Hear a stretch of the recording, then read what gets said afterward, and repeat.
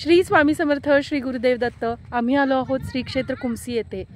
या स्थानाचा उल्लेख गुरुचरित्रामध्ये केलेला आहे। त्रिविक्रम भारतीला इथं महाराजांनी विश्वरूप दर्शन दिलं, तेच हे स्थान आहे। आम्ही इथे आलेलो आहे। इथे तुम्ही स्वच्छ, सुंदर आणि अतिशय पावन अशी भीमा नदीचं दर्शन करू शकता। बघा तिचा तो अथांग प्रवाह।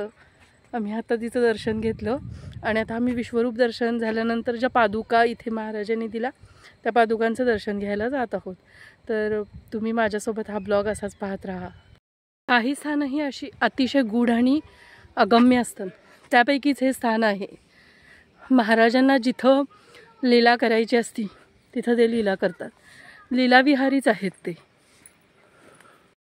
कुमसी येथे त्रिविक्रम भारती या नावाचे एक सत्पुरुष होऊन गेलेले आहेत, ज्यांना 3 वेदांचं ज्ञान होतं, म्हणून त्रिवेदी असं त्यांना म्हटलं जात होतं।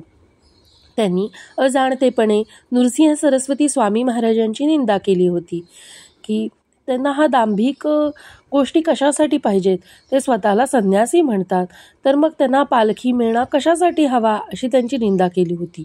नृसिंह सरस्वतींना या गोष्टीचं ज्ञान झालं की त्रिवेदी असल्या कारणानं यांच्या हातून हे पाप घडू नये, म्हणून नृसिंह सरस्वतींनी ही विश्वरूप दर्शनाची लीला केली आणि ते त्रिविक्रम भारतीच्या दर्शनाला आले।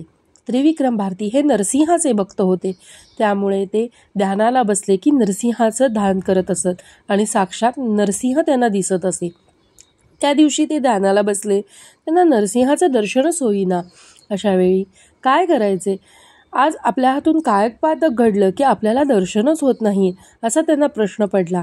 त्यावेळी पालखीतून बसून येणारे नृसिंह सरस्वती त्यांना दिसले।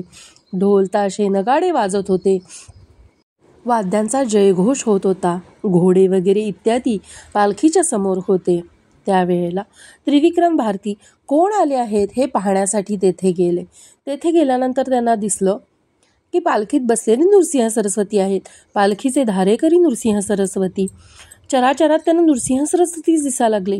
इतकी लोक आली होती, पण प्रत्येक रूप त्यांना नृसिंह सरस्वतींचंच दिसायला लागलं। त्यावेळेला त्यांना कळालं की आपल्या हातून अपराध घडला आहे, आपण यांची निंदा केली, म्हणून आज आपला गर्व हा परिहार झालेला आहे। त्यांना आपली चूक कळाली आणि ते नृसिंह सरस्वती स्वामी महाराजांना शरण आले। तेव्हा महाराजांनी त्यांना सांगितलं की अरे तू त्रिवेदी आहेस, तुला 3 वेदांचं ज्ञान आहे, तुझ्या हातून हे पाप घडू नये, म्हणूनच आम्ही तुला आज विश्वरूप दर्शन दिलेलं आहे। आणि नृसिंह सरस्वती स्वामी महाराजांनी त्यांच्यावरती कृपा केली, तेच हे स्थान आहे। गुरुचरित्रात या स्थानाचा उल्लेख केलेला आहे। त्रिविक्रम भारतींची कथा पुढे 2 विद्वान ब्राह्मणांसोबत सुद्धा येते। 2 विद्वान ब्राह्मणांचा सुद्धा महाराजांनी गर्व परिहार केला। अशा या कथा आपल्याला अनेक गोष्टी सांगून जातात की जीवनामध्ये आपल्याला कसं जगायचं आहे आणि काय करायचं आहे हे सांगून जातात।